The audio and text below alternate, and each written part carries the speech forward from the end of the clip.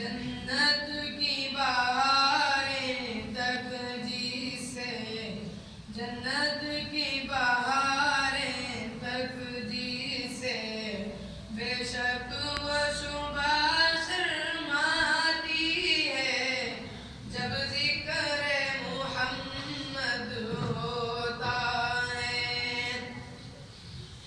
जब नाते मोहम्मद लिखते रातों में शोएब उनके आशिक, जब नाते मोहम्मद लिखते रातों में शोएब उनके आशिक, महसूस वो करते हैं सारी, महसूस वो करते हैं सारी, ज़ुल्मात बिखर ही जाती है जब ज़िक्र मुहम्मद होता है।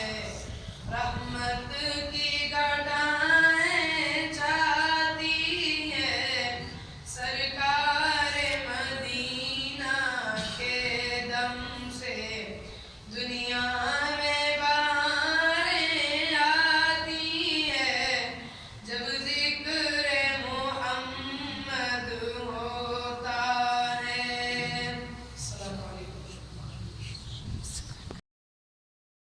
अस्सलामु वालेकुम अस्सलाम रहमतुल्लाहि व बरकातुहू।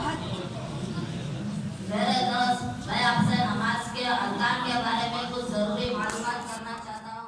क्या कुछ खुलकर बताओगे? भाई शौक से पूछो, आलिम तो नहीं हो मगर अपने मदरसे में आसानी से जो सीखा है इसकी रोशनी में जवाब देकर आपको मुतमईन करूंगा इंशाअल्लाह। भाई साहब, उसूल में कितने फर्ज हैं और कौन कौन से?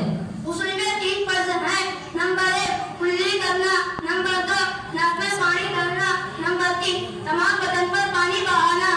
भाई साहब, वजू के अंदर कितने फर्ज हैं और कौन कौन से? वजू के अंदर 4 फर्ज हैं। नंबर 1 पेशानी के बालों से थोड़ी के नीचे तक एक कन फेलों से दूसरे कन फेलों तक पूरा मुंह धोना। नंबर 2 दोनों हाथों को कोने में धोना। नंबर 3 छोटा सर पर मसा करना। नंबर 4 दोनों पांव को टखनों समेत धोना। भाई साहब, नमाज शुरू करने से पहले किन चीजों की जरूरत है?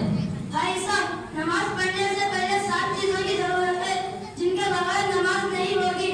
उनको शराके नमाज और फर्ज भी कहते हैं। वो 7 चीजें क्या है? वो 7 चीजें ये हैं। नंबर 1 बदन का पाक होना। नंबर 2 कपड़ों का पाक होना। नंबर 3 जगह का पाक होना। नंबर 4 सतर का छुपाना।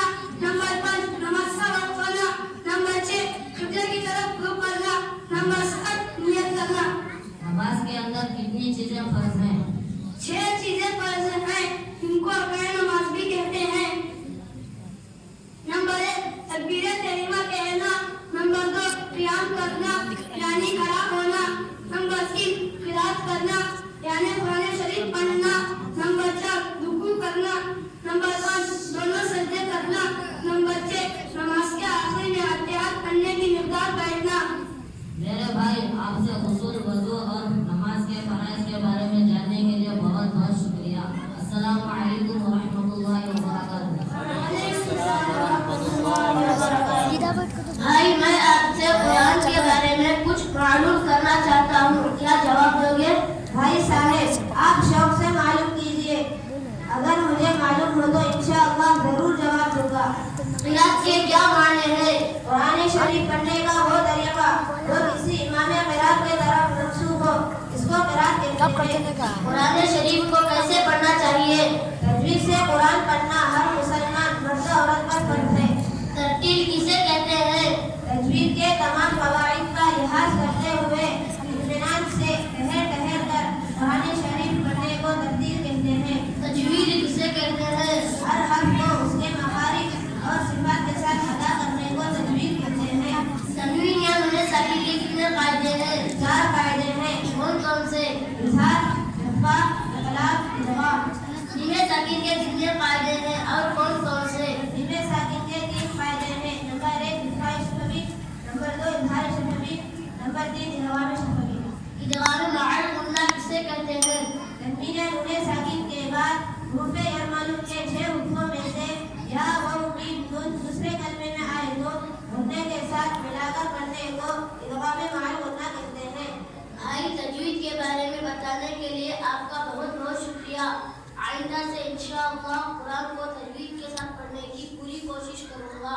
अस्सलामु अलैकुम व रहमतुल्लाहि व बरकातुहू। वालेकुम अस्सलाम व रहमतुल्लाहि व बरकातुहू।